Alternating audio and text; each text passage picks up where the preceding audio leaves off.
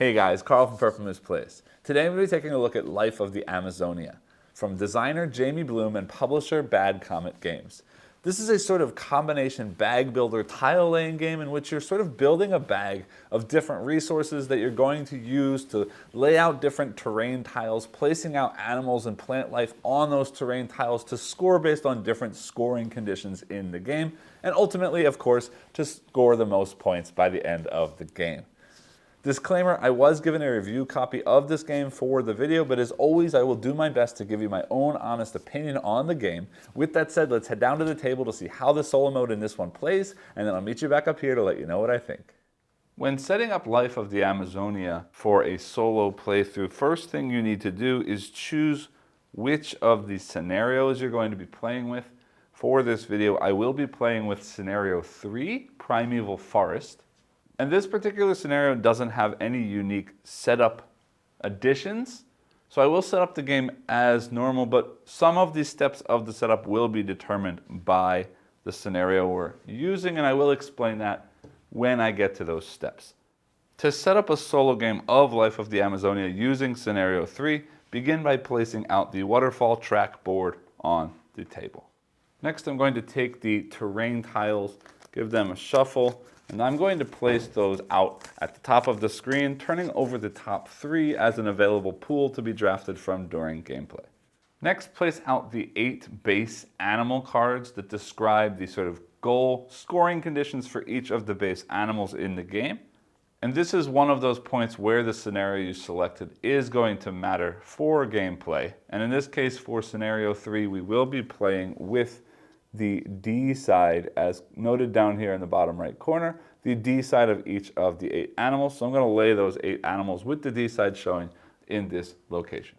And then for the solo mode, each of these different animals is going to start with a different number of animal meeples on the card. For the woodpecker, leaf frog, and tamarin, it says 3 times player count, and because we will be playing with the AI, that's 3 times 2, or 6 pieces each.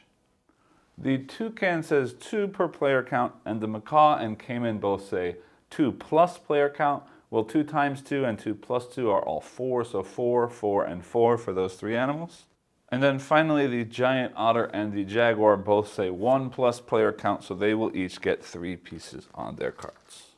Then off to the side of the screen, I will be placing these 2 token trays for use during gameplay. Again, they are just both off the side of the screen. They don't really need to be seen. I will pull them in every time I use them to buy tokens. I'm just going to lay them over there for now.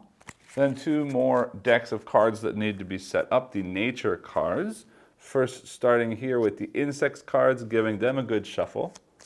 Placing them out over here in front of the waterfall with 3 cards turned face up for a sort of drafting pool. And then doing the same thing with the other nature cards, these scenery cards, again, shuffling them up and placing out 3 as well. And then finally, before setting up our player areas, there are a few other tokens that need to get placed out on the board. There are these single hex special terrain tiles that I'm simply going to place up here like that. And then off to the side of the screen over here, sort of partially off the screen, I'm going to be placing out these flowers and these seed tokens. And over on the left by the token trays, I will also be placing out all of these trees. Then next, to set up my player area, I'm going to be taking both the boat and the bag in my player color, which in this case is going to be green, simply because there is no purple. Setting the boat off to the side, and then prepping my starting tokens in this bag. And the starting tokens that I will be placing in this bag are going to be 3 1 golds, 2 2 gold tokens, 2 1 leaf tokens, 2 1 water tokens, and 1 2 fruit token. And again, those are my starting tokens, and I will place those inside my bag to start, setting that off to the side for now. And then to finish setting up my area, I'm going to select one of these starting location tiles at random, placing that out in the middle of the play area. Likewise, I'm going to take this stack of unique animal cards, giving it a shuffle, selecting 2 of them from the card stack randomly and then choosing one of those two. Now I do have a few of the expansion cards or bonus cards or promo cards in here as well, so those might come out in gameplay. I just want to let you know that. And I'll explain what these do later, but right now I chose Anaconda and Piranhas. You can see down here in the bottom right corner the sort of level of difficulty of that card. Here is 1 green, that's a sort of basic card. And here you can see is 3 red dots, which means this is a sort of more advanced, unique animal card. And just for the fact or the sake of making things a little bit simpler in gameplay, I will be choosing Anaconda. So I'll set that down right here. I need to go also pick up the Anaconda meeple as well, which is this guy right here. I'll place that down here on the card for right now. I'll take one of these player aid cards that shows me sort of how the game plays or the different types of actions that are available to me on one side, and the other side is simply an explanation of all the symbology in the game. And I'll just lay this down here. I will make use of it. Actually, let me just stick it off to the side. I will make use of it to explain things to you in just a second, but otherwise I don't really need it because I have played enough to already understand what those actions are. And then taking the 4 tokens in my player color and placing 1 each on the 4 tracks on this waterfall. Here being the terrain track, the trees track, the flower or water flowers track, or aquatic flowers to use the correct terminology. And then finally 1 down here on the sort of backpack track. Or more specifically, more correctly, the storage track. And with that, I'm all finished set up. The final thing to do is to set up the AI. And to do that, I need to get also their boat and their bag in player color. For this game, I will be using this white color or sort of light gray color for the AI. So again, I will set their boat off to the side, their bag off to the side. Now the AI doesn't use normal tokens because they will not be buying or using any tokens. Instead, I'm going to be placing these 8 AI specific tokens into their bag. And those are going to sort of dictate what actions they take later on their turns. And then finally, to finish setup of the AI, there is this double-sided AI sort of round tracker. And for scenario 3, we are using side A of this card, so I will place that with side A. And the only thing that the AI is tracking in this game is going to be the tree track, the aquatic flowers track, and then finally the last one goes on the start space of this AI round tracker. And that's going to keep track of how many rounds we have in the game, when the AI is interacting, and so on. And I'll explain how that works in just a second when we get into gameplay. I'm going to move this over just a little bit so I have more space to expand it. And with that, we are all set up for a solo play of Life of the Amazonia, playing with scenario 3, Primeval Forest.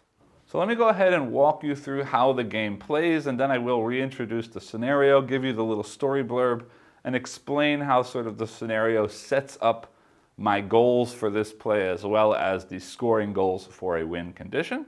So Life of the Amazonia as a solo game is going to be played out over a series of rounds as dictated by the AI card.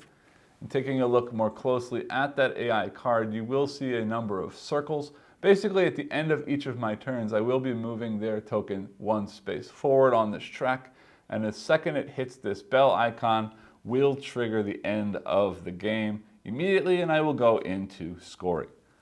So looking at this, we've got 1, 2, 3, 4, 5. Actually, they're marked. The last spot says 19, which means we will be playing 20 rounds in this game. And taking a look at the B side, also 19. Going into the bell means there will be 20 rounds in either case in the solo mode. And actually, one final thing that I should be doing before I start my first turn is actually from my bag, I need to draw 5 tokens. 1, 2, 3, 4, and 5. So on our turn, so each round is going to consist of 2 phases basically. The first phase is the meat of the game, and that is the action phase, in which I'm going to take a series of 8 different actions based on the tokens that I have available to me for that round. And after I've done everything that I can do for that round, I will then enter into a cleanup phase, And in that cleanup phase, we're going to sort of reserve a number of tokens that we're allowed to based on our storage track, discarding any other tokens that we haven't used that round, and then drawing 5 new tokens to start the next round. And in the solo mode, after I've done both my action phase and my cleanup phase, then we're going to advance 1 space on the AI track, doing whatever that space tells me to do. But I'll explain all of that in just a minute because I want to get into sort of the meat of the game, which is the action phase on my turn.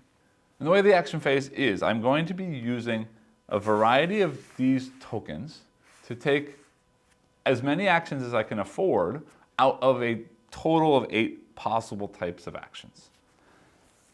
And I told you I would show you this card, and there are 8 different actions listed here. The first action says purchase a resource token.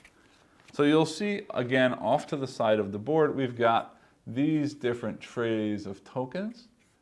There are money tokens, leaf tokens, and then in here, I've got water tokens and fruit tokens, and the cost that needs to be paid for these is all printed on the sides of the boxes.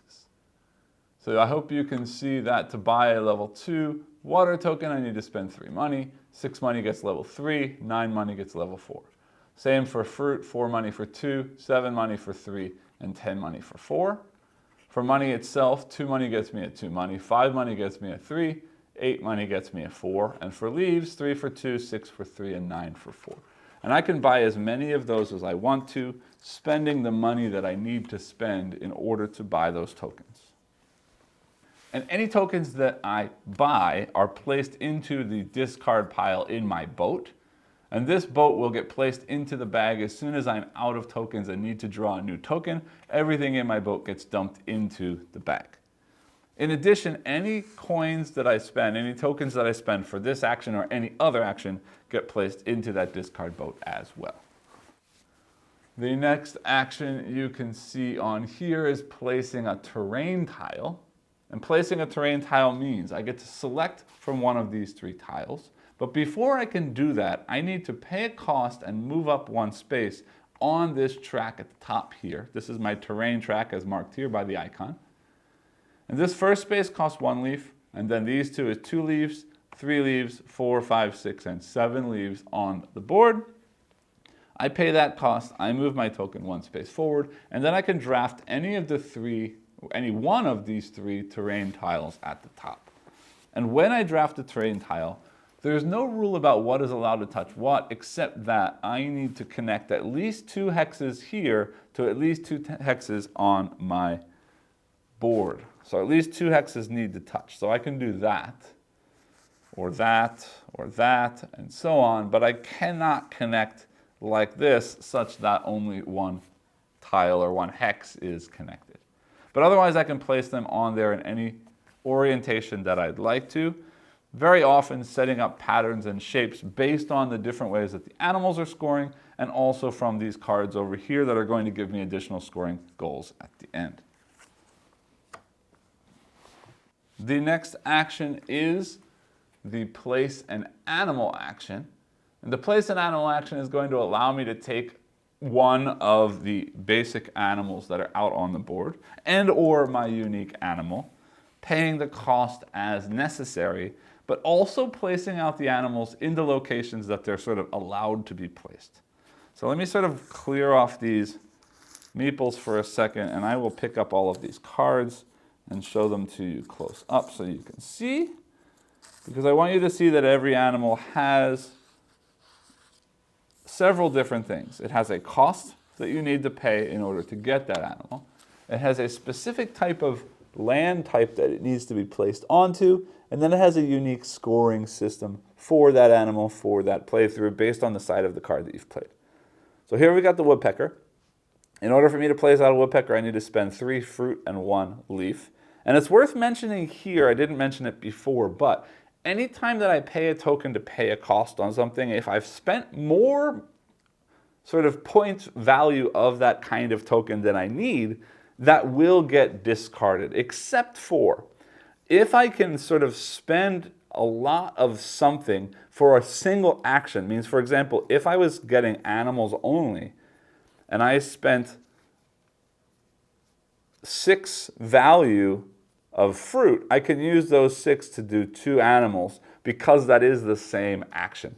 But I can't say, for example, use a 4 fruit tile to spend 3 here and then 1 fruit for some other kind of action somewhere else. We can't split up the cost of something like that, and again, any excess that's spent is lost.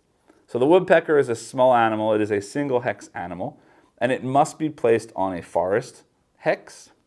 And woodpeckers are going to score in this playthrough based on, they will score 4 points for every forest habitat, and a habitat is just a connected series of forest hexes with a tree and a woodpecker in that location. So here you can see in this in this picture, there are 2 different forest habitats because they're separated by something else. And each of those habitats has a woodpecker and a tree, so they would each be scoring 4 points in this case. Next is the leaf frog, and the leaf frog is basically exactly the same as the woodpecker, except it's water-based. So cost now is 3 fruit and 1 water instead of 1 leaf.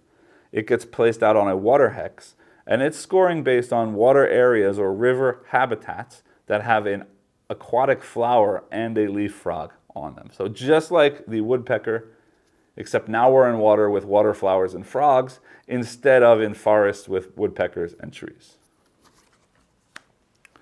Next is the tamarin. Again, a small animal. I have to spend 5 fruit to place out a tamarin. Tamarin can be placed in any habitat anywhere or any type of hex anywhere in my terrain. And for tamarins, we're going to be scoring on communities of tamarins. And community means connected in a sort of straight path line. I can connect one to the next, to the next, to the next. And each community of tamarins is scoring points based on the number of habitats they occupy. And remember, a habitat is a unique type of terrain that is sort of connected together. So in this case, looking at this picture, there's this marshland over here, there's a forest there, there's a river in the middle, and there's another forest over here. So that would be scoring 4 points, or based on 4 habitats here, would be scoring 20 points. So I need to get the tamarins into a variety of different land types, all connected together in a straight line to score lots of points with the tamarins. And again, each of these animals is changing based on the side of the card, and we are playing with the D sides in this playthrough. Next is the toucan. Again, a small animal can be placed on any hex type or any land type for a cost of 5 fruit and 2 water. And toucans are always scoring 4 points regardless. And the toucans are going to collect up to 2 placement bonuses on adjacent unoccupied hexes when they are placed out. And I'll explain what that means in just a second, because that is going to sort of connect to placement in just a minute on my terrain. Now we've got the big animals that do take 2 hexes to get placed out. Here we've got macaws for a cost of 6 fruit and 2 leaves. Must be on a forest and then an adjacent anything. So it's going to span over 2 hexes, and one of those hexes must be forests. And macaws are scoring points based on a community, but now the community here, or connected line of things, is not just macaws, but macaws and any plants, means trees or aquatic flowers. So if I can connect a straight line or a connected single line through macaws, flowers, and trees, I'm going to score a number of points based on the number of plants in that community. So I want to make a long chain of plants with at least 1 macaw connected to them, and I'll be scoring based on this scoring chart here. Next, the caimans. Caimans are also big, 6 fruit, 2 water. They must be in 2 hexes, one of which must be a river or a water hex. And this says that each caiman scores points based on the number of animals in the community of caimans and animals. So just like we saw with the macaw, I wanted a chain of plants with them. Now I want a chain of any animal with the caiman, but the caimans in that chain don't count for scoring. These animals must be other animals in that same community. Next, we've got giant otters for a cost of 8 fruit and 2 leaves.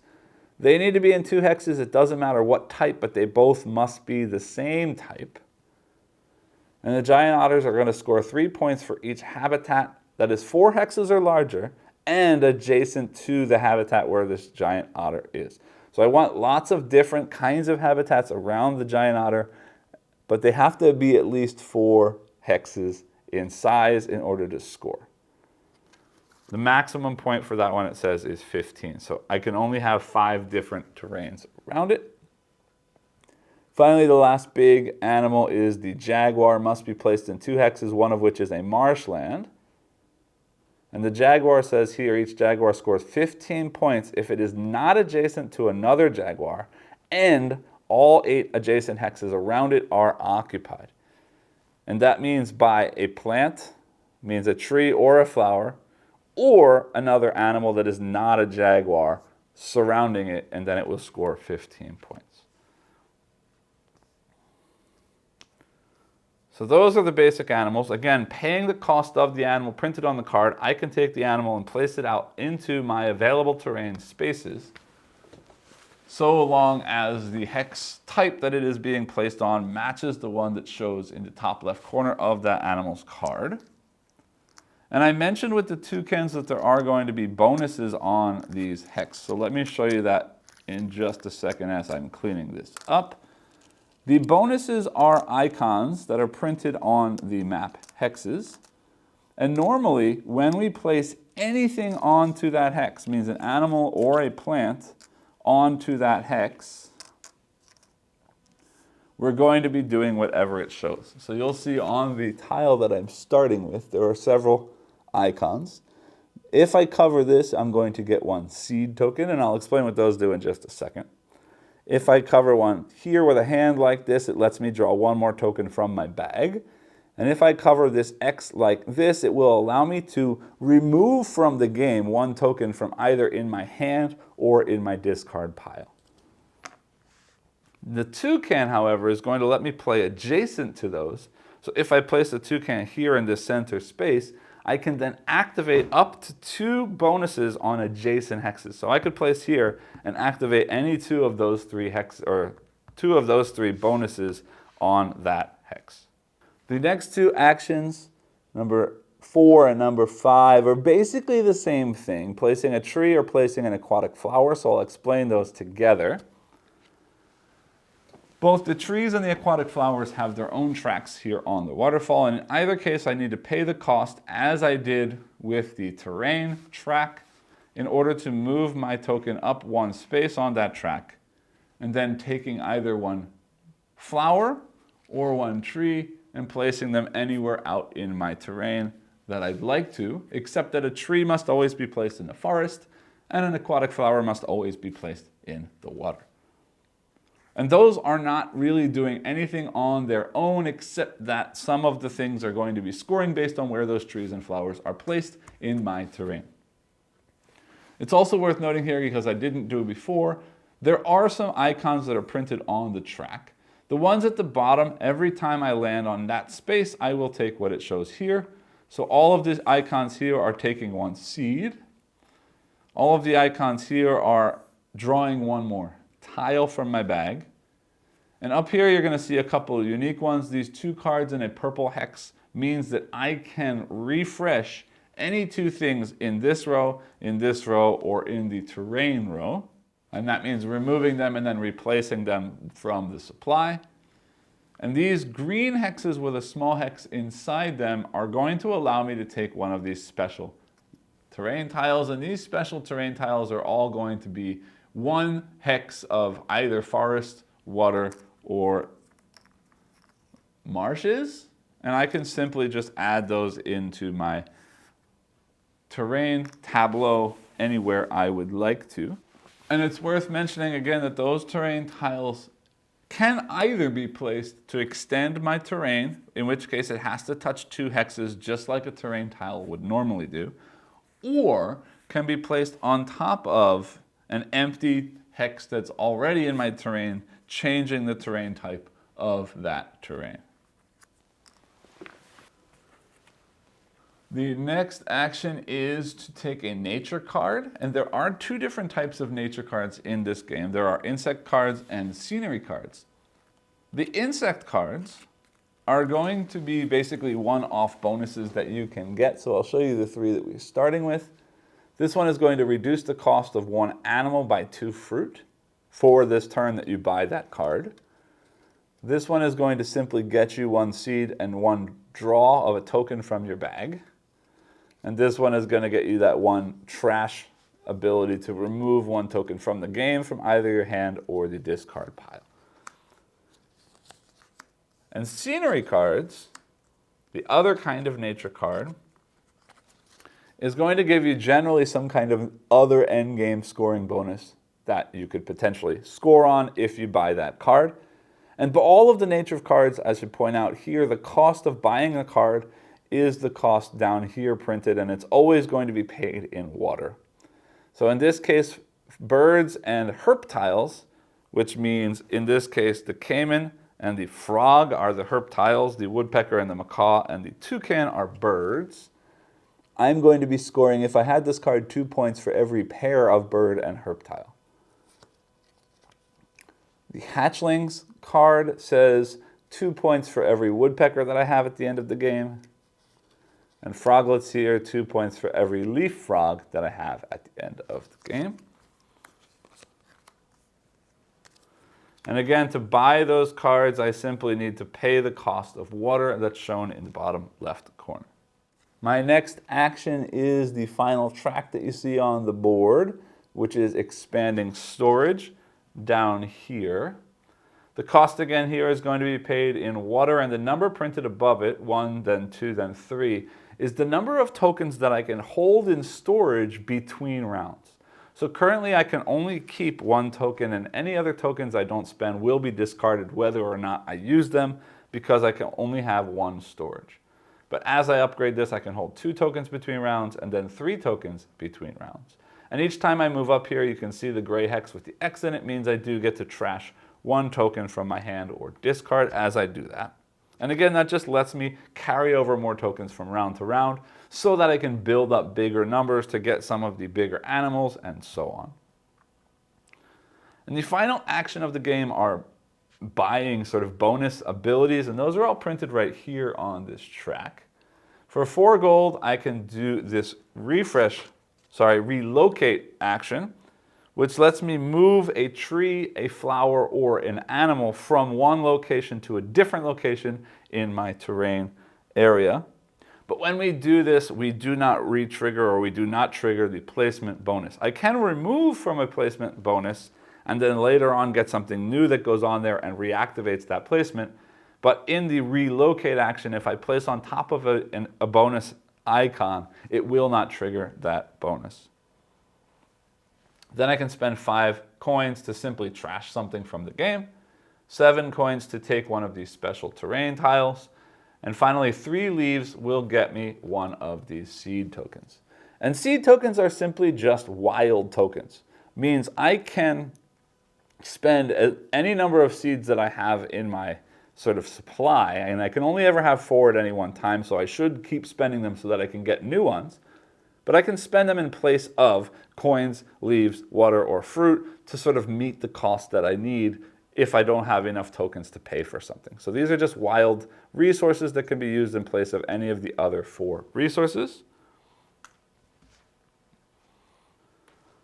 You reset these, and with that, I've basically explained everything about how the game works, except for the AI. But I'm going to wait for the AI for just a minute, because as I mentioned, at the end of my turn, we're going to simply move this up and do what it says to do, and I'll explain more about how that works, except that anytime you see a special symbol, let me show it up closer. Anytime you see a special symbol like this seed, I will simply take a seed token, or in this case, trash a token. But anywhere you see one of these comet icons, I'm going to be drawing a token from the AI's bag and doing what that token tells me to do. But I'll show you how that works when they take their first turn. But I also want to mention 2 more things. I said that the seeds, we could only ever have 4 of them. That also stands true for the scenery cards. I can never only have 4 of those, so I'll never have more than 4 additional endgame scoring conditions. I also need to talk about my unique animal. This plays out just like the regular animals, except that there is no cost to place my animal. I need to place, in this case, my anaconda on 2 hexes, one of which is marsh. But more importantly, every unique animal has some kind of unique condition that needs to be met in order to be placed out. So in this case, the anaconda must be placed adjacent to at least 2 animals. And then what the anaconda will do once it's placed out is it's not going to score. All of the unique animals give you some kind of special ability. And in this case, the anaconda will reduce the cost of an animal by 1 fruit. So everything that I can buy, at least from the animals, will cost 1 less fruit, but only once per turn. I can't just buy a bunch of animals at cheaper cost. I'm only saving at most 1 fruit per round. So I know that's a lot to take in, but it really isn't all that much. So let me go ahead and get into gameplay, and hopefully any concerns or questions that you might have will get worked out through gameplay, except that I do need to come back to the solo scenario. I mentioned for this playthrough I will be playing scenario 3, the Primeval Forest, and it says, one of the main reasons the Amazon rainforest is so invaluable is that it is home to the most diverse forms of life on Earth. Create a harmonious jungle where various animals can thrive.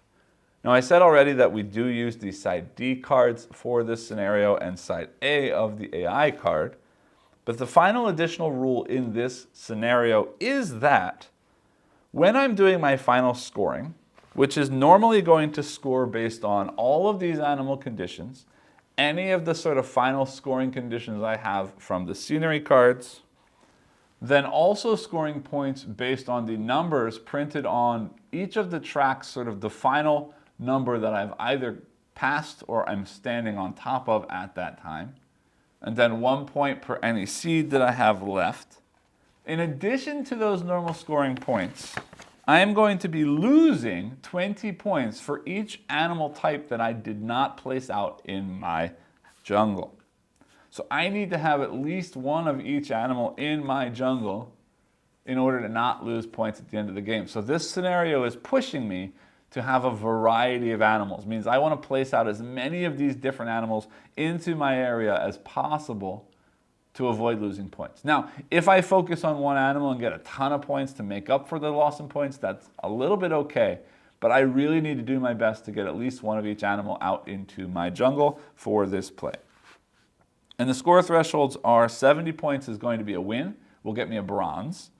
If I can clear 100 points, I'll get a silver win, and if I can clear 140 points, I'll get a gold win. I will tell you I've played this scenario once before and did not win, which is why I'm re-challenging this on video. So if I can get to that 70 points, I'll already be lucky. But again, points come from animals, these conditions, these tracks, and points 1 each for seeds left at the end. But also in the solo mode, I'm going to be subtracting the points on the tree and flower track from wherever the AI ends up at the end of the game as well. So I need to do my best to avoid as much negative as possible while also pushing to get as much positive as possible. So let's go ahead and get into gameplay.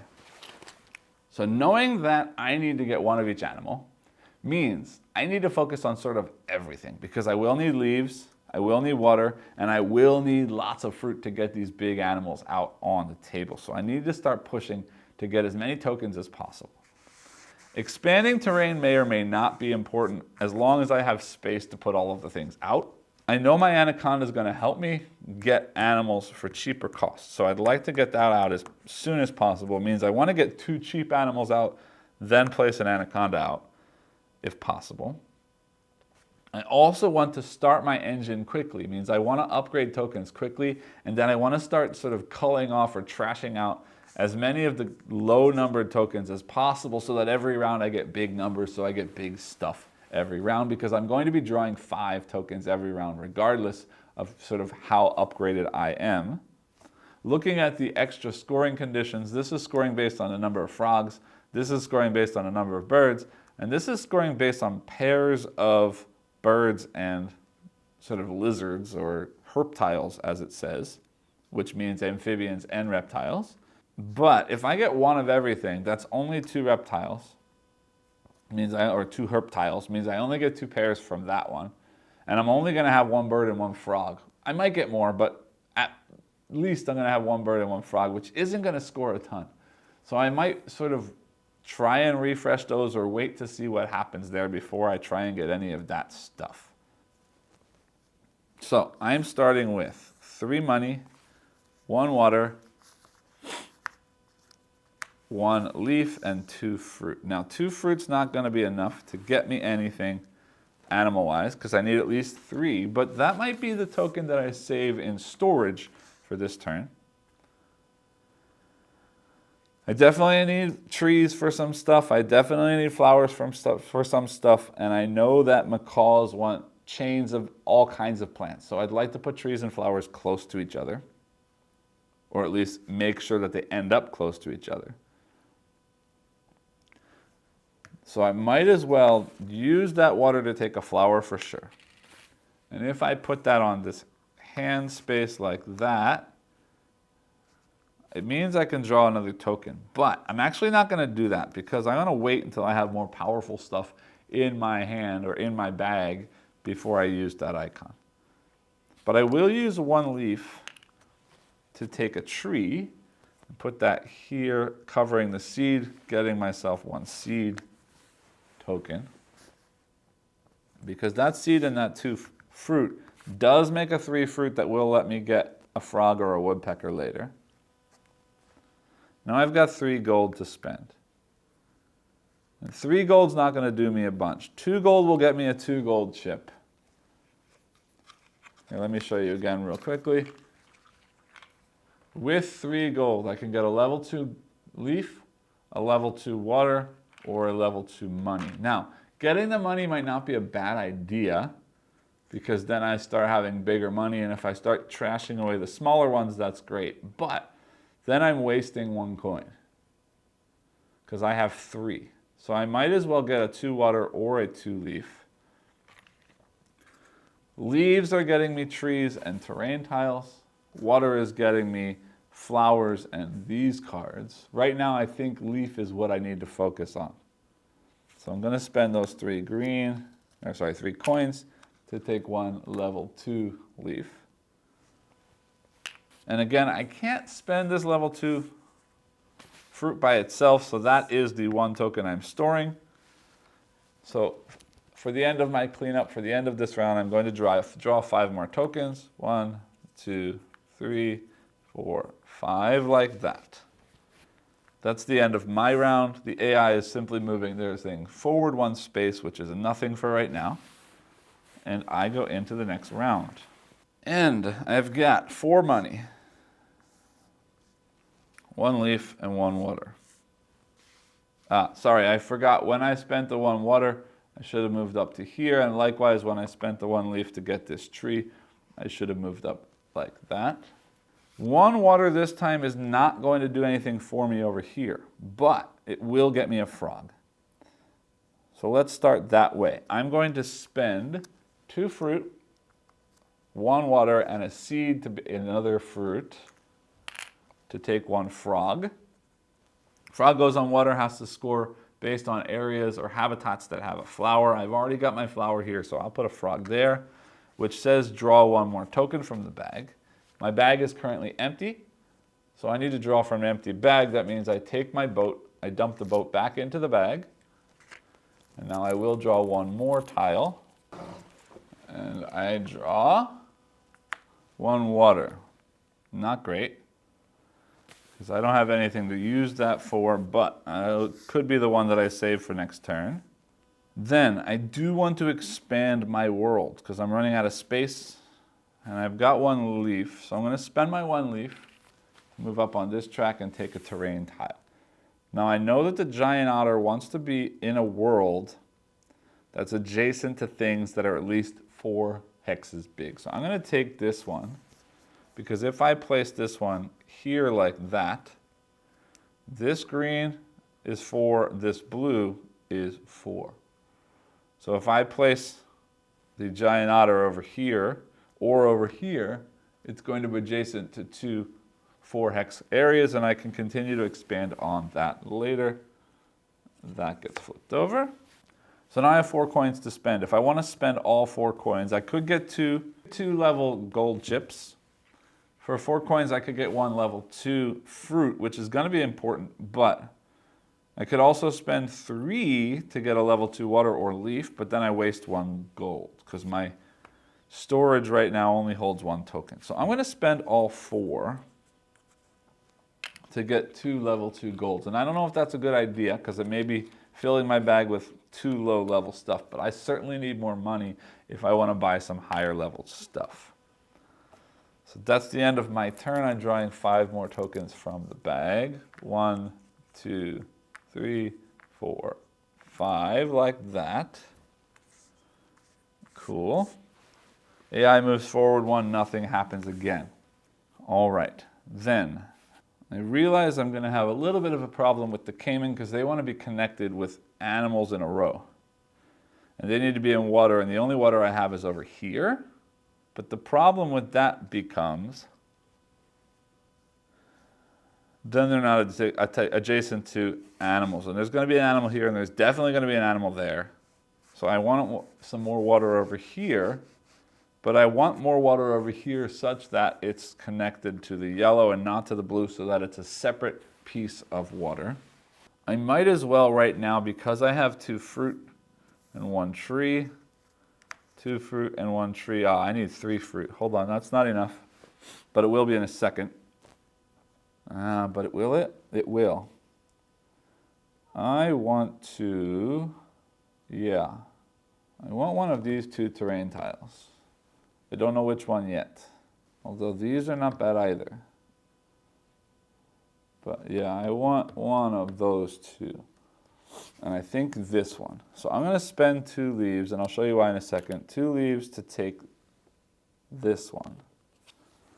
Placing it in such a way that I don't want this water and this water to connect because I want them to be separate locations for this thing. Means I am going to have more water coming out this way, not connecting there. But I also don't want this yellow section to connect, do I? No, I want to make sure the green touches there, because that green habitat's going to become another 4 potentially. Yeah, like that works. And the frogs say 4 points with a flower and a leaf frog present. They don't need to connect, so that's okay with me. All right. Then I've got 2 water. Yeah, but I don't get, I wanted a seed so I can get my fruits working, but it's not going to happen this round. All right, then, it might. I'm going to spend 2 water to go up on the water track, which does get me a flower.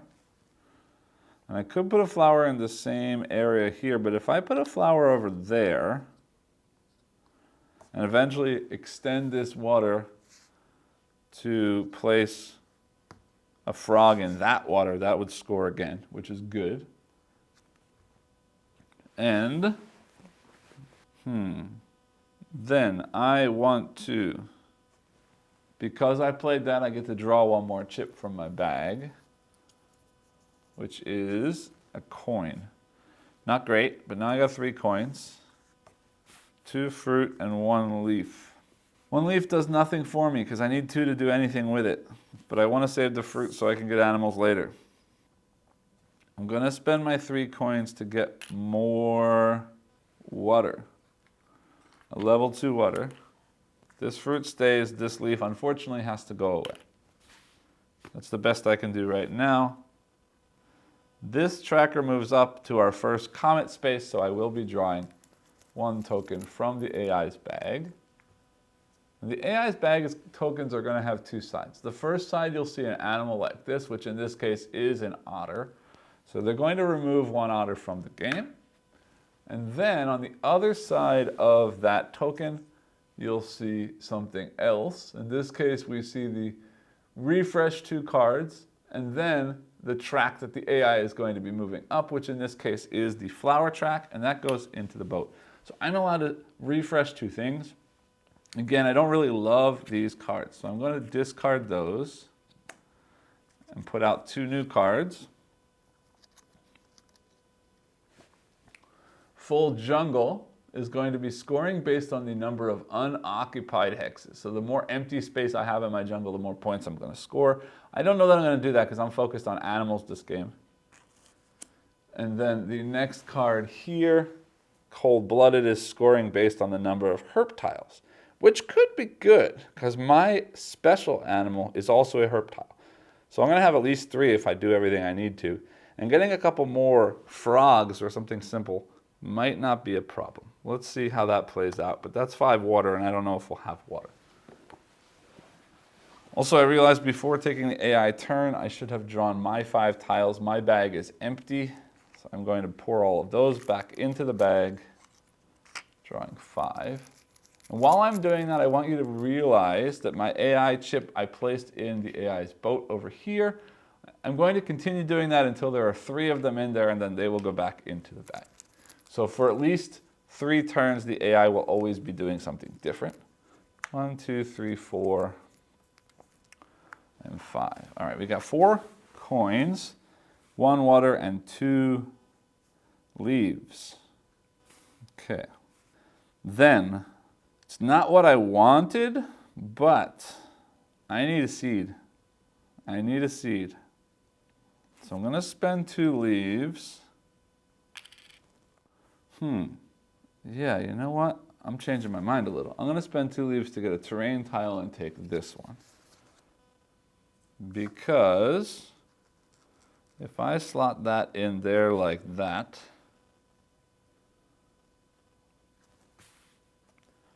yes, if I slot that in there like that, we're extending this water area. We're extending this yellow, which means that I can have multiple habitats that are connected to the habitat where I'm hoping to place the giant otter. And this is now 3 green, and this is now 3 green, and this is now 3 blue. So we're getting real close to the ability to have a bunch of habitats next to that one, number 1. Then number 2, I can't yet. I was going to get that seed by placing out a frog there, but I need the seed to place the frog. But I will spend my 4 coins to get another level 2 food, because I need fruit badly to start getting more animals. But once we do that, we're going to have a bit of an explosion next turn, so we'll see what happens. But that's my turn for now, I think. I can't do anything with 1 water. No. I need to start getting rid of stuff. All right, so that goes away. I draw 5 tokens. 1, 2, 3, 4, and 5 like that. We got lots of water coming up. AI moves forward 1 more, nothing. All right, now is when I need to figure out how to get seeds, and I can't. Because I don't have enough green stuff to move up on the green track. I can't place anything in the water. Well, I could, but it kind of ruins things because I was hoping to place out. Yeah, I was really hoping to place out a frog or something there, but that's okay. Yeah, let's do that. All right, I'm gonna play 2 water to move that there to get another flower. That flower has to go there to get a seed. And then 2 fruit, and the seed is 3 fruit plus 1 leaf. Gets me a birdie. And that bird, yeah, I need to start culling stuff. I want to put it there, but I don't think I'm gonna yet. Yeah, I'm gonna put it there. No, that's not a good idea. If I put it there, that's 2 spaces. Yeah, let's do that. I'm gonna put it there, because it will score for being in a habitat with that tree. But it also means that I can place my anaconda for free because it has to be at least adjacent to 2 other things. So I'm going to place that there like that. Because then later if I put a caiman here, that's connected to those 3 animals in a row, which is good. The 1 water is probably going to be saved. Hold on, if I put that there, it doesn't change anything except I get to get rid of a token. Yeah, we're going to do that. And I'm going to get rid of one of my 1 waters, removing that from the game. I'll hold that water. I've got 3 coins to spend. I'm going to spend those 3 to get a level 2 leaf.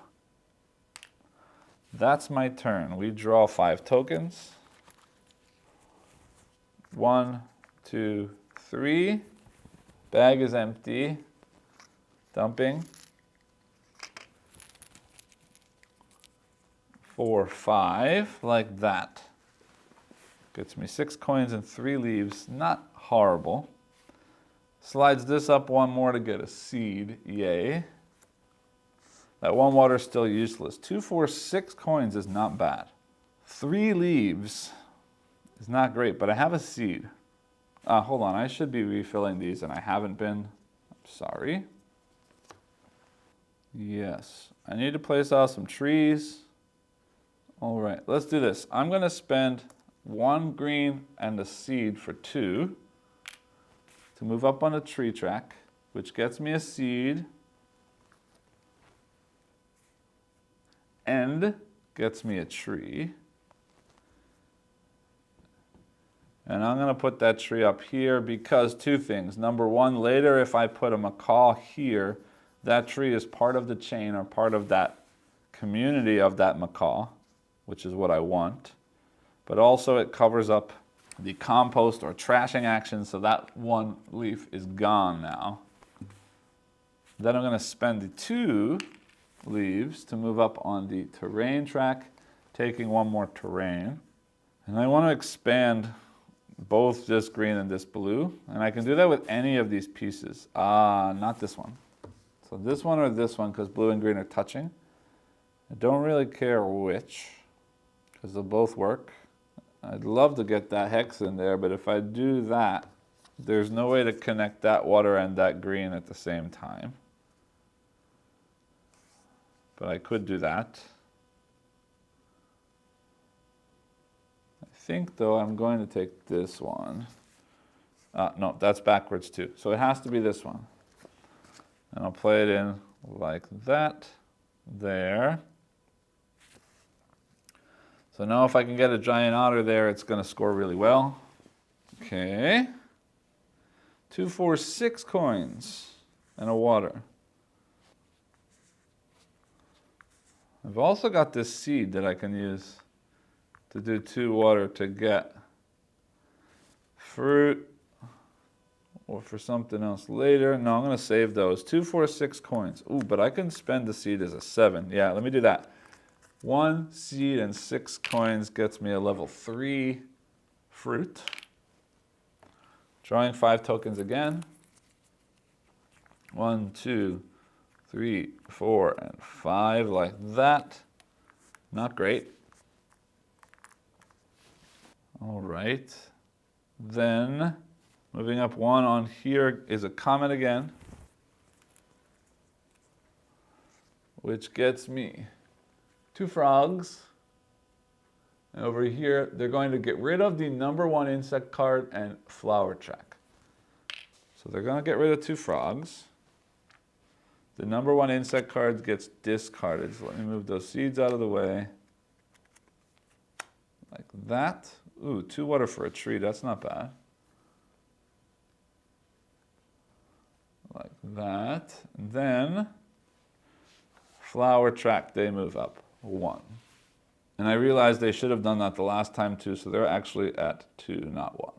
That's my mistake from before. Again, this should have been refilled, and it is now. All right, my turn. Again. 4 money, 1 green, and 2 fruit. Yuck, and more yuck, because none of that does anything for me. However, 2 fruit is now 3 fruit because of my anaconda. So I can get a woodpecker or a leaf frog if I want to. And I do want to. I'm going to use that 2 fruit and the water to place a frog here because that's a compost trashing action. And I want to, hold on, before I did that, I'm going to spend those 4 coins to take one level 2 fruit, and then I'm going to trash now with that action one of those level 1 coins out. I will keep that leaf. I draw back up. 1, 2, 3, 4. Bag is empty, dumping in. Last draw, 5. All right, sliding forward another comet, so we pull one more from their bag. And they get 2 woodpeckers, the number 1 scenery card, and 1 tree track. So 2 woodpeckers are gone. This card goes away, which is great because I didn't want it anyway. And the new card that comes out is scoring 2 points for pairs of bird and mammal. And the mammals are tamarin, jaguar, and otter. Again, not great because that's going to be 2 pairs unless I work hard. And they go up on the tree track. All right, so I've got 2 water, 3 tree or 3 leaf, 3 money, and 2 or 3 realistically fruit. But I'm going to save the fruit in the hopes I can hit something bigger later. So I've got 2 water and 3 leaves. 2 water does nothing for me unless I want to store more and discard something. Maybe. Yeah, I want to get some water. So I'm going to discard 3 coin to take a level 2 water. And then I'm going to spend 2 water to move up 1 on that track, letting me hold 2 things and discard 1 of my 1 gold from there. And then 3 leaves could get me a new terrain tile, which I don't really need immediately right now. 2 gets me a tree, which could let me cull things or expand things or so on. I'd love to get rid of that leaf. 3 leaves also gets me a seed. You know what? Let's do that. I'm going to get rid of these 3 leaves to take a seed. Drawing 5 tokens. Come on, fruit. 1, 2, 3, 4, 5. All right, so now I've got 5 fruit. Potentially 6 fruit. Actually, potentially 7 fruit because of my anaconda, but we move forward 1 here. Is the discard, but also I should have put these back in when there were 3. So I'm discarding 1 thing for free. I will get rid of the level 1 green or leaf. Then I've got 2, 3, 4, 5. With my ability is 6, and 2 leaves gets me a macaw. So I'm going to place out the macaw here. It's got to be on a forest and a something. And if I put it there, it's making a chain with those 3 plants, and I get a unique hex now.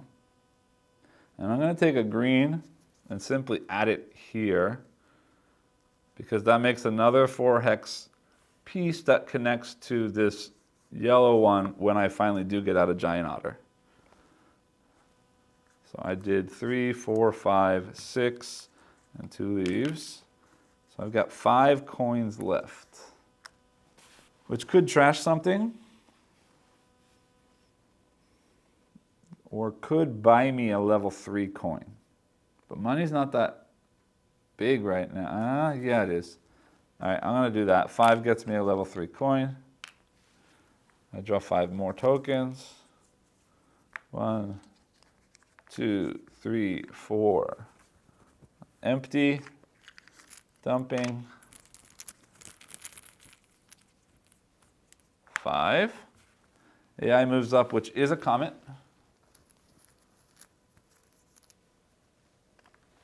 They draw a toucan, number 2 insect, and flowers again.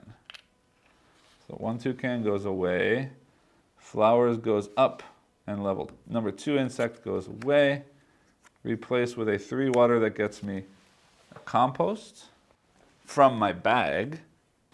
All right, so I've got 2, 4 plus 1 from this is 5. But only 1 water. But I could use a second water, in which case I could place out a toucan. Or, a toucan goes anywhere. Also for 5, without a seed. I could place out a tamarin based on the number of habitats the tamarin occupies. And if I put them like across here, 1, 2, 3, yeah, but that flower is in the way. Although I could move the flower for 4 coins if I had the tamarins go across here, but I'm not gonna get that many tamarins. Maybe 1. Toucan's gonna get me stuff for placing them out right now. Yeah, so let's do that. 1, 2, 3, 4, minus 1 from my thing is 5. A water and a seed gets me a toucan. Toucan goes anywhere. And it's going to go here in this water space because, remember, it gets bonus adjacent to it. So I get 1 free pull and 1 special hex. So pulling 1 more out, I get a 2 green. And then, so I've got 2 green. I've got 3 money. 3 money is not great right now. 2 green could get me a tree. But trees don't help me unless I can connect it to my macaw somehow. And I don't really want to spend money on much, but you know what? I might as well. 3 coins gets me 1 level 2 water. And I'll hold on to that 2 green or 2 leaf. Drawing 5 tokens. 1, 2, 3, 4, 5. Lots of water this time. He moves forward 1 more comet again, which is 2 tamarins, number 2 scenery, and a tree. 2 tamarins go away. Number 2 scenery, which I didn't really care about, and a tree. Dense forest, score based on the number of trees. I wish I was scoring based on flowers and not trees. I still might focus on the snake though, because I do already have 3 out. And I will have at least 1 more. It's 4. I can easily place out another frog if I need to. I don't have any fruit this turn. 4 water, 4 trees, and 5 money.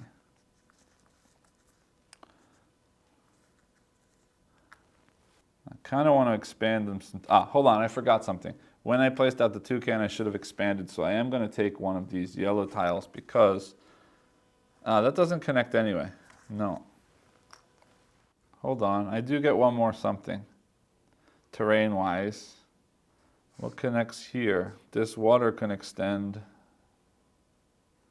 Yeah, let's do that. I'll take a water and put it there, like that. No. Hold on, I'm looking at this.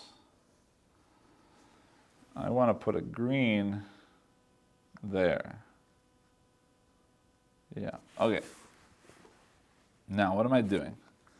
4 water, 4 green, and 5 money. The money's not great right now. I need to start culling things. But 5 money is exactly how we cull things. I'll spend 5 money and get rid of 1 water. 2 and 2. Well, 2 green gets me a tree. So let's do that. 2 green gets me a tree. I'd love to connect it there. I could put it here. Now that I have that. Yeah, why not? Why not? I'll save that 2 green.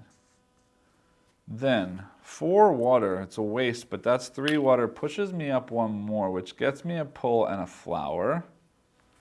I might as well put the flower there so it's part of the community of that macaw. Then I get to pull 1 more time, which is going to be, a 3 fruit. 3 fruit means 4 fruit and 2 green. That's not enough. But let's see what happens next round. I'm going to hold both of those. That's my turn. This moves up 1. They're pulling again, which is their 3rd pull, which is, again, 2 woodpeckers, number 1 card, and a tree.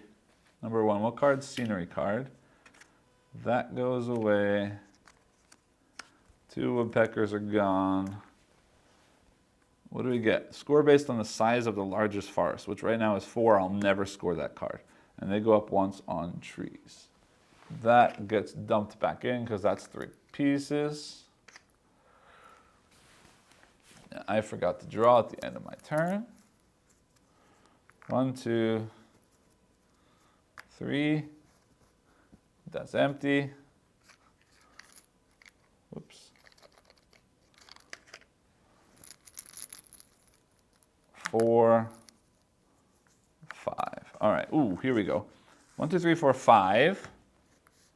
Plus the 1 from my anaconda, and 2 water gets me a caiman.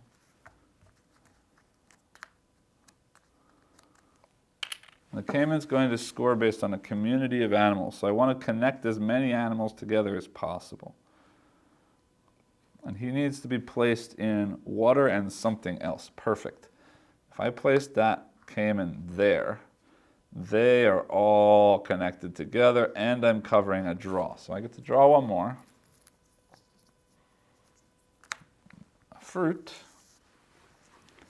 Remember, I can only use that once, so I can't make a 3 and a 2 now to get another woodpecker, although I don't really want one anyway. I need one more tree, though, and I don't have the ability to do that. 5 coins also lets me cull something, because I don't really want to buy anything at the moment with 5, because that just gets me bigger money. But eventually bigger money means fruit, which would be great, because I need to hit an 8 and a 10, and I can't really do that right now.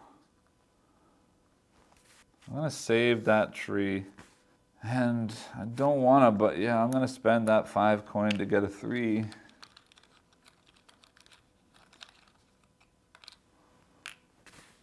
All right, what am I missing? I've got woodpecker, yes. Leaf frog, yes. Tamarin, no. Toucan, yes. Macaw, yes. Caiman, yes. So I need a tamarin, an otter, and a jaguar. Drawing 5 tokens. 1, 2, 3, 4, 5. Yuck. This goes up, which is a seed for me. I'm still saving that fruit. 2 water is no good. 2, 4, 5, 6, 7 coins. Yes. 7 coins gets me a 3 fruit. I need it. A seed and a 2 leaf gets me 3 leaves, which pushes up that track and gets me a terrain. And there's a reason I want to do that. And that is this one right here, like that. Gets me another 4 and another 4. So now that's 1, 2, 3, 4, 5, 6, 7. The max is 15, so that's awesome. Then, I got to get rid of one more token, but hold on. I've got 1, 2, 3 trees. I forgot to move that forward once. That's okay. I'll leave a comment when I did it. I got 2 water, which could get me a tree, because I can't save more than 2 tokens. And getting a tree is not a bad idea, because I can continue the habitat or the community of the macaw. Yeah, let's do that. I'm going to spend 2 water to take this insect card, which gets me a tree, replacing that with one that gets me a discount of 2 fruits. So I get a tree, and I'm just going to place it out there like that. Yes. Drawing 5 tokens. 1, 2. Empty. Dumping back in. 3, 4, 5. Lots of money.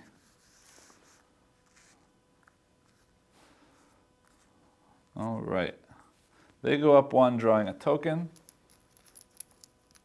which is 2 tamarins, number 2 scenery, and a tree. 2 tamarins. I better hurry up, because they could end up taking away the last 2 tamarins in the next round of 3. I said card 2, which is my tree card. That's sad, because I could have potentially scored on that. Next one scores on birds. Pairs of macaws and woodpeckers. I only got 1 of each, so that's not really worth 3 points for 6 water. Whoops. That tile should have been placed, and they go up 1 more on the tree track. Like that. My turn. 2, 4, potentially 5, but I could get a tamarin off of that. But I'd rather hold on and potentially get an otter or a jaguar. But that means I have 2 water and 2 leaves, which also don't help. So let's do that. Keep the leaf in the water. 1, 2, 3, 4. 1 free is a tamarin. He's based on a number of habitats he occupies. Well, there's no way for them to occupy more than 1 right now. So I'll put him here. Hold on, where do I want it? Is there something worth culling right now? Not really. Yeah, let's do that and get a seed. Yeah, let's do that and get a seed like that. Then 7 monies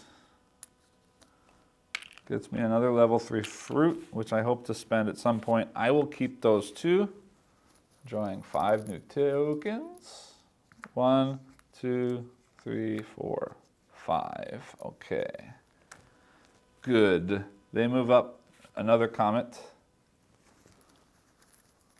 which is a toucan and is level 2 insect and a water flower. So they go up on the water flower track. The second insect is gone.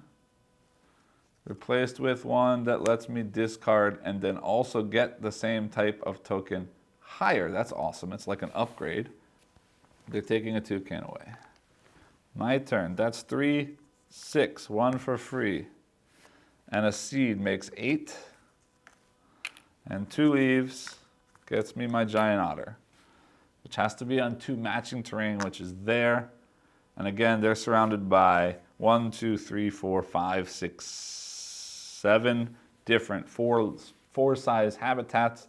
15 is the most they can score, so that's a max 15. Yay. It also adds to the alligator's animal community. Sorry, the Cayman's alligator animal community. All we need now is a jaguar. We might get lucky. I got 6 water,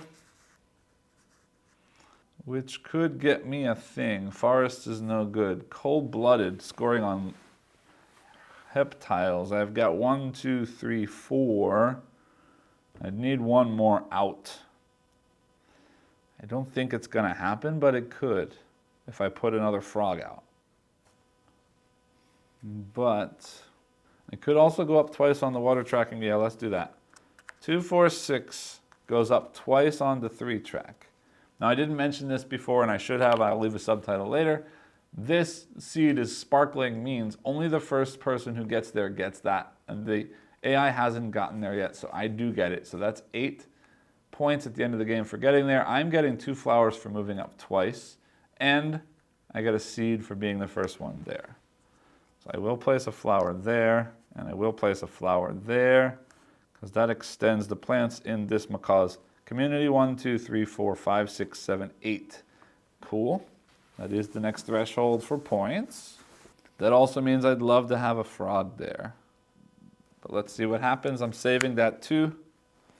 Drawing 5 tokens. 1, 2, 3, 4, and 5. They draw their 3rd token, which is a jaguar. Lets me shuffle 2 things, and they move up the trees. So trees go up 1 for them. They pull a jaguar, and I get to change 2 things, which I think I'm going to change these 2 to see if I can get something that's working for me. Card that scores 3 points per seed. I don't know that I'm going to finish with many seeds. Or an otter and collect the same score. That's amazing, because I get 15 points off this otter. I need 9 water for that, though. I don't know that's ever going to happen. Then, I want a frog. Although a woodpecker, if I put out here and got a plant there, that would be nice too. And the trees right now aren't doing anything else for me. Let's do that. 2 fruit plus 1 is 3 fruit, and I'm wasting 1 leaf, but that's fine. To take this woodpecker and put them here like this, because that is part of the Cayman's chain, which is 1, 2, 3, Hold on. 1, 2, 3, 4, 5, 6, 7. He needs one more animal in that chain to score the next threshold, but that's okay. And then 2, 4, 5, 6, 7, 8. Yeah. Gets me a level 4 coin, but I'd love to spend the 7 and get rid of something else first. Yeah, let's do that. 7 coins gets rid of this 1. I pull 5 again. Nothing in there. Everything goes back. And we've got 1, 2, 3, 4, 5. Ooh, 3, 6, 7, 8. All right, awesome. I should have dumped, but I will now. They do nothing this turn. And that's awesome because 3, 6, 7, 8. Plus 1 here is 9. Plus the seed is 10. I can place out a jaguar. But I need the jaguar in a spot that touches a yellow space that's also surrounded everywhere. And that's not happening right now.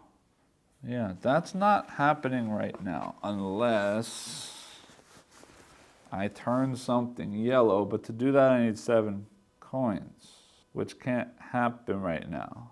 Huh. That's not good.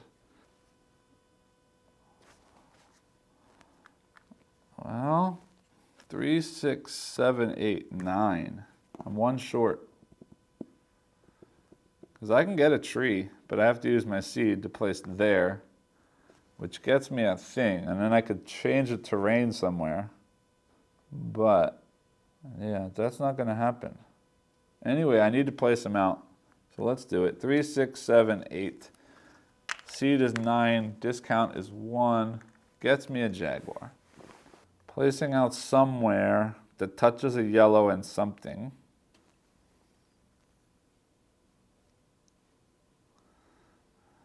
Means I need to fill in that hole with something. If I put him there, I got to fill in those 4 spaces. That's not great. Could put him here, but then I need 1, 2, 3, 4 more spaces over there. Filled in.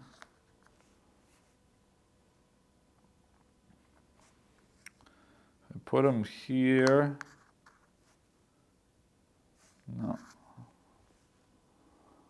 Anyway, I like this space because it gets me that coal. I'm going to put him there. And this 2 goes bye-bye. And I will keep that 2 green. That's the end. AI, first 5 for me. 1, 2, 3, 4, 5. Oh, that may have been stupid because if I put it down there, he would have been part of this guy. Put it there. 1, 2, 3, no. That's fine. AI is pulling.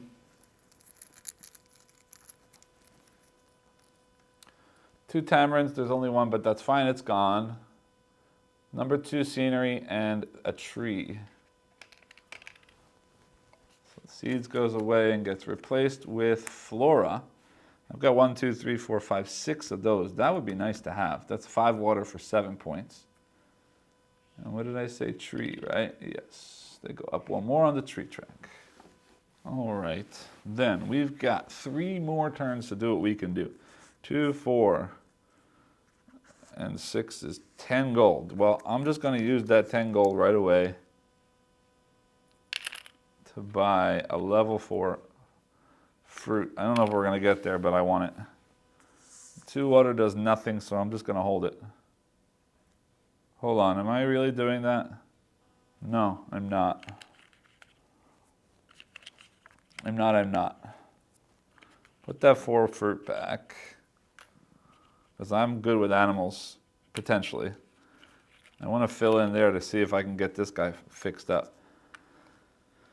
Means 3 and 4 is 7. 7 coins gets me 1 special hex. I'm going to fill in there with, doesn't matter, water goes there.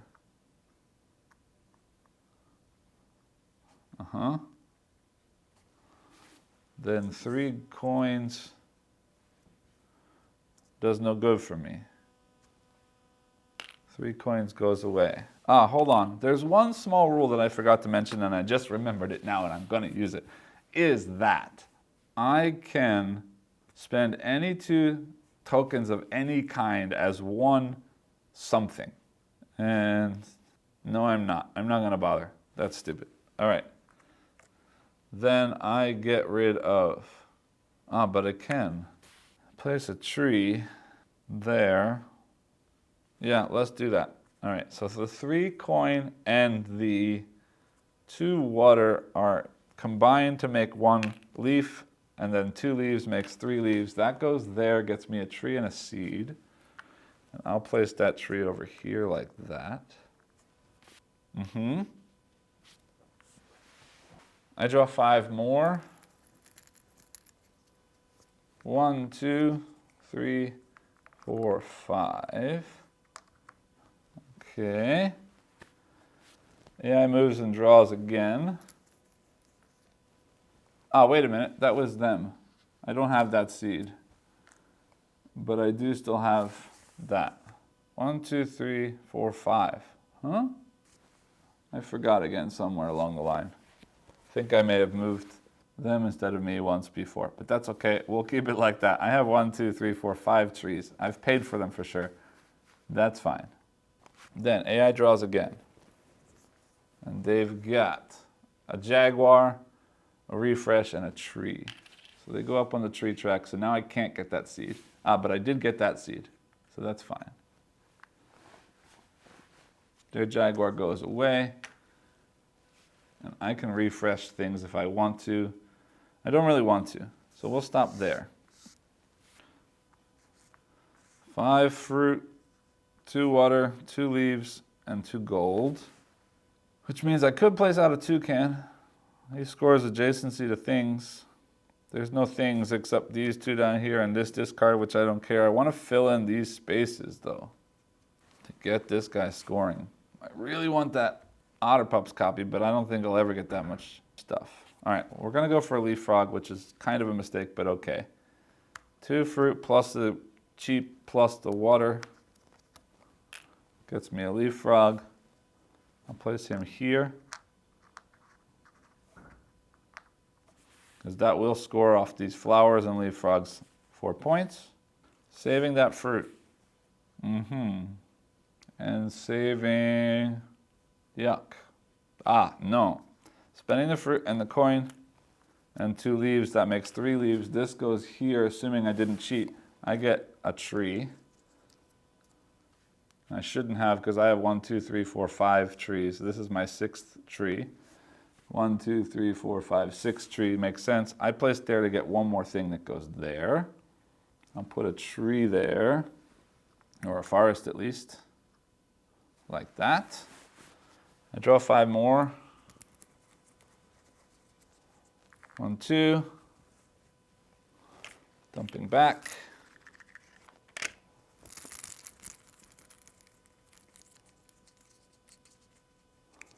Three, 4, 5, like that. He draws, which is 2 frogs. The first insect and a flower, so he goes up on flower. The first insect, and that frog is gone. Then 2, 4, discount and a seed is 6, and 2 water. Gets me a caiman, which goes there, which is awesome, because now my jaguar is surrounded. 2 water and 2 coins. Gets me nothing, because there's nothing I can spend them on. I have nothing left to do. So I'm done. I'm not going to draw anymore, because as you see, this now goes to the bell, and that triggers the end of the game. Which means we go into scoring, and I will start with woodpeckers. Get me 4 points for every grouping of woodpecker and tree. Unfortunately, I was stupid in trying to get all of this other stuff done. This woodpecker has no tree. So he doesn't score. So this woodpecker with this tree gets me 4 points. Leaf frog, same thing, 4 points for every different habitat. Here's 1, here's 2. Frog and flower, that's 8 points. Tamarin scores each community of tamarin. I've got 1 tamarin with 1 tamarin, so that's 2 points. Toucan, score 4 points per toucan. I've just got 1 as 4 points. Macaws are scoring based on the number of plants in the community of macaws, which is here. 1, 2, 3, 4, 5, 6, 7, 8 plants. Gets me 9 points. Cayman scores based on the number of animals. This one has 1, 2, 3, 4, 5, 6, 7. That's a mistake. I'm 1 short, so that's 7 points. This Cayman 1, 2, 3, 4 gets me 6 points. The giant otter scores 3 per size 4 habitat around them, but I maxed out, so I get 15 points. The jaguar scores 15 points for being fully surrounded. It is. Then, I didn't get any endgame bonuses. I don't have any seeds left, so I'm scoring based on tracks. The Terran track didn't make it to points, so nothing. I get 8 points for that right there. I get 8 points for that right there. Then I need to subtract. The AI is also 8 on the tree track, and they've got 6 on the flower track. So I finish not needing to subtract any points because I do have at least 1 of each animal with a score of 72, which just barely clears the bronze. So it is a win. Yay. This game is not easy. I feel good that I accomplished a bronze in this scenario because I failed pretty badly the first time I attempted it. So while we're here, I do like to take a look at the components of the game. First things first, the wooden components. I'll show you the sort of starting 6 animals plus the snake that I already have, and then I'll pull out a couple more just to show you, because the number 1 most amazing, most awesome, really cool, best thing. Let's see, 1, 2, 3, 4, 5, 6, 1, 2, 3, 4, 5, 6, 7, 8, and my snake. Here are some of what you'll get in this game. I'll try and make that focus. The wooden components in this game are amazing, and you get so many of them. Showing you a few more. Now these are also a mixture of promo and expansion and extras and so on, but there's lots of unique animals. I'm not going to show them all to you, but let me just show you a smattering of more of them here. Whoops, I just lost the bat. But these are really, really cool, and I love the wooden components in this game. Otherwise, visually, the artwork in this game, the way that everything looks out on the tableau is really, really cool. The usefulness of these boats as they sort of dump the tokens into your bag, really, really useful. Very, very cool idea. The token trays, again, keep things organized very well. Nice, easily identifiable cost on both sides of the container, so everybody around the table, assuming you're playing with somebody more than I am, is very, very easily seeable from anywhere on the table. 4 different sets of scoring animals in the box. I'll talk more about that in the actual game discussion, but great, great variability in the components as well. Again, all of the artwork on all of these different cards, I'm just going to show you a couple right now, but I just love the look, the design, it's just a beautiful game. Everything looks great. Also, I should point out here that the token trays also come with these lids that go right in here and slot in like that.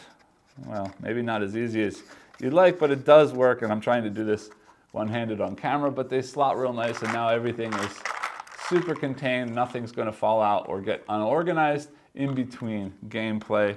Really, really clever, very well designed, but, and this is going to be quite a big but, the quality of the sort of chipboard that is in this game is very, very, very flimsy. All of these tokens that you're pulling out of the bag are very, very thin. All of these tiles that you're placing out on the table are very, very, very thin. The boats, as you're building them, the pieces are super thin, and you've got to be really, really careful. Luckily, I had heard about that before I built it, so I was extra careful, but some of these seams are going to split as you try and put things together. This waterfall board, while very cool and the way that the tracks are layered is very cool, it's kind of unnecessary, but more importantly, it's very flimsy. You've got to take this apart every time you play this game. Let me try and do this carefully on screen, but this piece is fine. The base that it comes with to put that on is, again, everything is super flimsy, and every time I play this game, I've got to take it apart and reassemble and take it apart and reassemble, and you can already see that this piece here is starting to bend and getting very weak. You can see here that this piece here, I don't know how well it's focusing, but it's starting to fray already after only a couple of plays.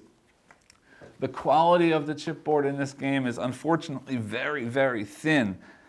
And the cost of this game, granted this is a review copy so I didn't pay it, but any of you who are watching and want to buy this game will be needing to pay that cost, and that cost is fairly high for the chipboard to be such thin, low quality, and it does bother me quite a bit. I understand the cost is also going to these gorgeous animal meeples, and I love them, and I definitely think they're worth the cost. We'll talk about whether or not I think the gameplay is worth the cost, but I just wish that the cardboard or the chipboard or whatever you want to call this stuff was just a little bit thicker to make sure that everything was just a little bit sturdier.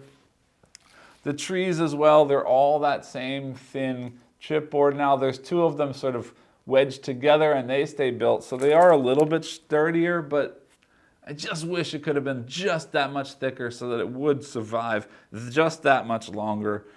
I know that you can buy from them wooden everything. They've got wooden trees, they've got wooden tokens that you're pulling from the bag, they've got wooden flowers and wooden seeds.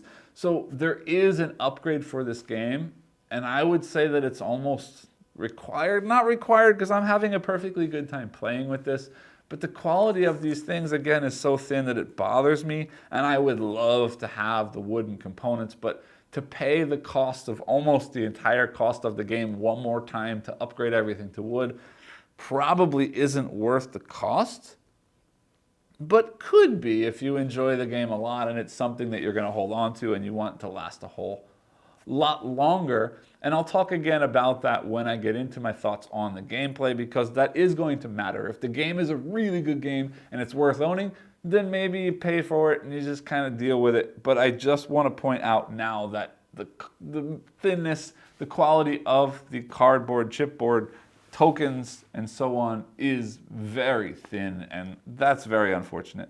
With all that said, meet me back up top and I'll let you know what I think about the game itself. Welcome back. I hope you enjoyed the playthrough. This game was a bit of serendipity with how I sort of stumbled upon this. I actually run a board game design and mechanisms class after school with some of my students, and I was searching for more bag building games, sort of somewhat lighter weight or entry level kind of bag building games to use in my class, and I was struggling to find something, and finally, just out of luck, I noticed somebody posting something about this online and was very, very excited that, hey, this looks like a sort of lighter weight, not easy, not gateway by any means, but it looks like a lighter weight bag building game that might be good for my class. So I reached out to the publisher and I was lucky enough to have them send me a review copy of this game. Again, I won't let that cloud my judgment on this game. I will try my best to give you my own honest opinion, but do know that that bit of bias might be in my thinking or my thoughts of this game. But I just wanted to point that out, that I hadn't really heard much about this game. And when I started seeing pictures of it, it looks gorgeous, as you saw in my components overview. Yes, the quality of the cardstock in this is not great. Sorry, not the cardstock, but the punchboard card is not great. But visually, it looks gorgeous. The meeples inside look gorgeous. And I was really curious to try this one out because I do tend to like bag building games. I'm a fan of games like Automobiles and Quacks of Quedlinburg, and a huge fan of Orleans.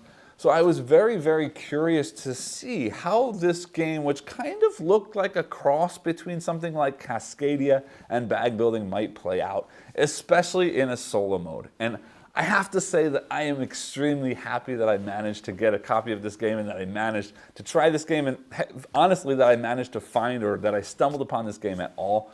Because as I said, it doesn't seem to be getting that much sort of press.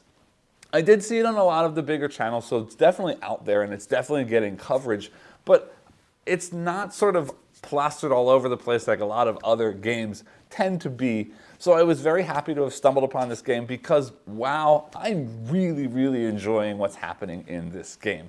This combination of tile laying, which is already a game kind of mechanism that I enjoy, but not just tile laying, but tile laying with a sort of a spatial puzzle kind of scoring goals, combined with bag building, which is also another mechanism that I really do enjoy, really works together in a wonderful way that really ties everything together and that I really, really enjoy in this game. So let me talk a little bit about what I like.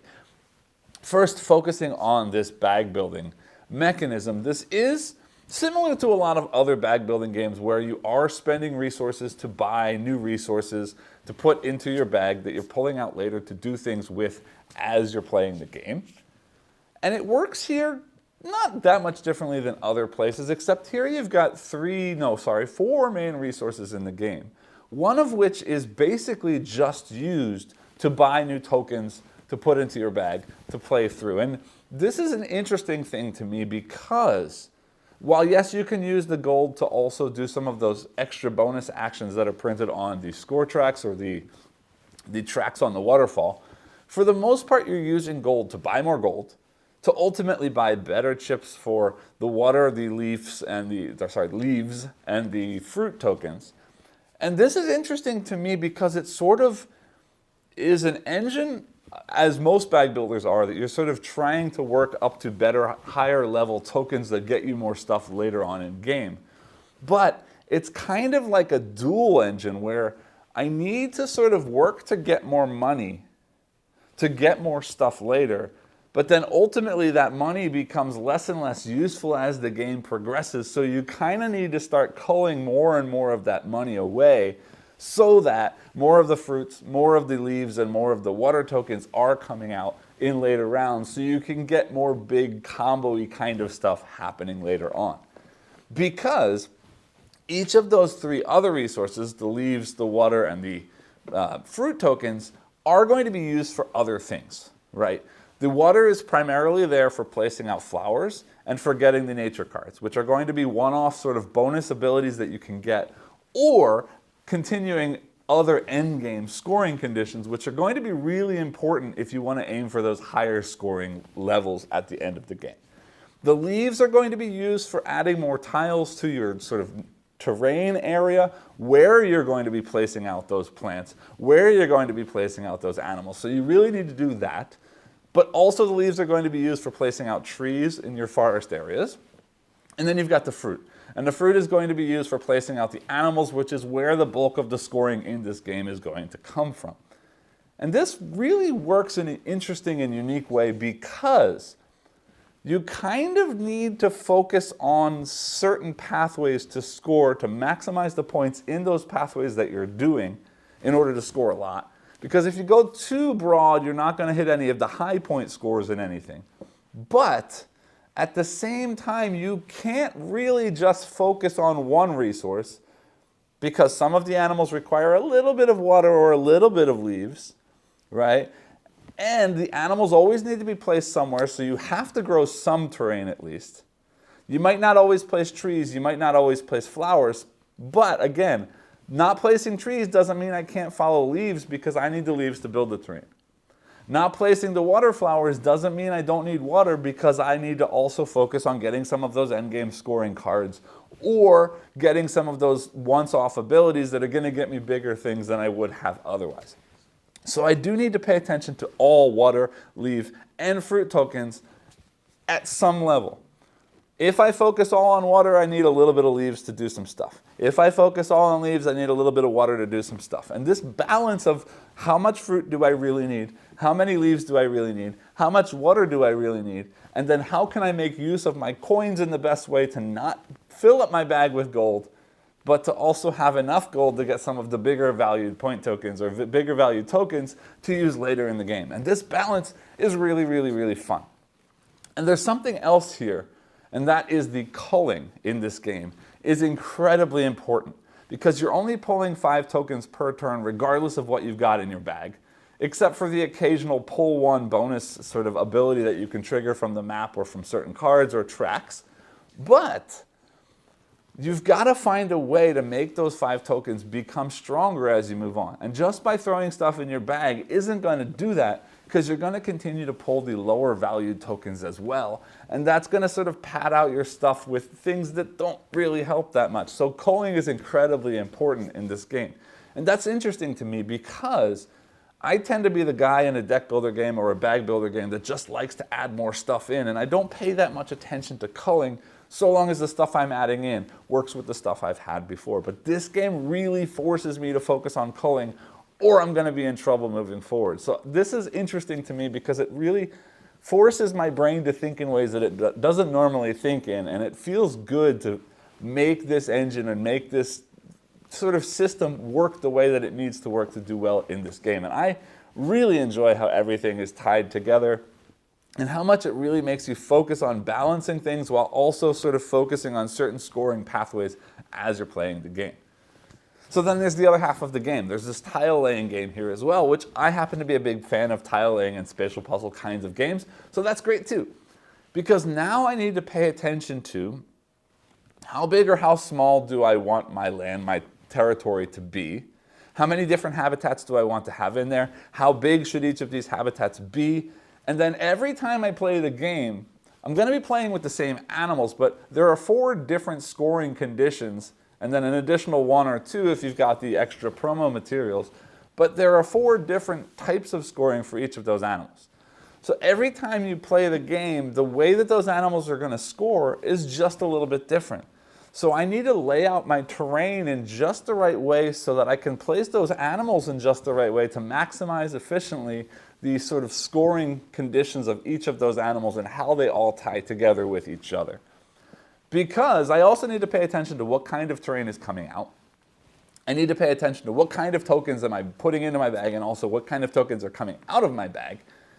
But then I also need to pay attention to those nature cards because those nature cards are going to give me special one-off abilities or potential different endgame scoring conditions. Well, if I see a bunch of endgame scoring conditions that are scoring on a certain kind of animal or scoring on a certain kind of terrain, then I might focus on that so I can get those cards and then build everything else as far as the scoring of the animals and the placement of terrain to fit around that so that the whole puzzle together maximizes the scoring in the sort of best integrated and most efficient way possible. And this sort of combined puzzle of how to lay out the terrain, how to best fill in the terrain with animals and plants, how to best take those nature cards that score based on what I'm building out on my table, both long-term strategic planning ahead, this is what I'd like to accomplish, and then also tactically as things come out of my bag and as new nature cards are revealed. And then added on top of that, this idea of efficiently running your bag, adding the right things, culling the right things, and balancing the different kinds of tokens. All of this together makes for a really, really, really fun, multi-level sort of integrated puzzle that I really enjoy in this game a lot. So let's talk about the solo mode. The solo mode adds in an AI that you're not really competing against because it's all scenario-based, and I'll talk about the scenarios in just a minute. But let me talk about the AI. The AI in this game is very interesting to me because the AI is doing things that a normal person would kind of be doing that you'd be playing against, meaning they are going to be pulling animals out of the way. So if you've got this strategy to focus on a certain animal and suddenly they start taking all those animals away, you got to pivot and think about something else. Again, same thing with the the nature cards, these scenery cards and the insect cards. They're also pulling those away as well. So if you've got your eye on something but you don't have enough resources to get it yet, by the time you do, it might be gone. And at the same time, they're going up 2 of the tracks that you're going up as well. And what that means is, if they're beating you on certain tracks, they might get those sort of one-off bonuses on the tracks. They don't get the bonus, but they prevent you from getting it when you get there later. Also, the further up the tracks they get, the more negative points you're going to subtract from your own score at the end of the game. And then they're just pushing you to think about things and move your brain in different ways to react to the things that they're pulling off the board or preventing you from getting. But then also, depending on which side of the board or the card you're playing, on the A side of the card, they're also throwing seeds at you and 1 or 2 occasional culls as well along the way. So it really does push your brain to think and sort of change on the fly. Granted, they're not doing it smartly. It's all based on a token pull. But that makes sense to me. It works, and it definitely changes up the game similarly to how a multiplayer game would be changing up as you're playing. Again, yes, you can't predict what it's focusing on, and you also can't block it from moving up the tracks or from doing anything on the tracks. You just have to race it on those tracks to make sure you're doing as well or better than they are, because there is at least one scenery card that also scores off of being the furthest ahead on those tracks. So if you had that, you do really need to race the AI. But more importantly, what this AI is bringing to the game is a timer. And this is a really interesting thing. For me, this is a great thing, which is interesting because I sort of bounced off of the viticulture solo mode because of the timer and the crunch, and I always felt like I was rushing and never succeeding in what I needed to get done. But here, I've heard a lot of people feel the same way, sort of the timer makes them feel rushed and they don't get a chance to turn their bag into what they really need to turn their bag into. But as I mentioned before, the culling in this game is super important. And the timer aspect of this AI makes that even more important. And this idea now that I need to make the most efficient bag that I can make with what I've pulled out in that sort of 20-round time frame really feels interesting. That crunch to me feels great. And I really love this race of how much can I get done in the short amount of time, efficiently managing my bag, doing as much as I can with the tokens that I have to stretch out my stuff on my terrain, the animals that I'm placing, maximizing scoring, all of this stuff working together now with the time crunch really makes the puzzle even that much more fulfilling when I get things done. So then the other big piece of the solo mode is the scenarios. And I'm sorry, I didn't check the rulebook just before I sat down to record this, and I should have. There's roughly 10 scenarios. There might be 8 or 9, but I've played through a little bit more than half of them, and so far, they're not like dramatically different, but they do all start with different starting setups. Maybe you get an extra unique animal. Maybe you start with some of those scenery cards. Maybe you start with some of the insects that you can use as you're playing through. Maybe you've got different scoring conditions that get added in addition to what you had before. For example, the one you watched me just play, if you watched the playthrough, took off points if I didn't have one of each different animal out on the map.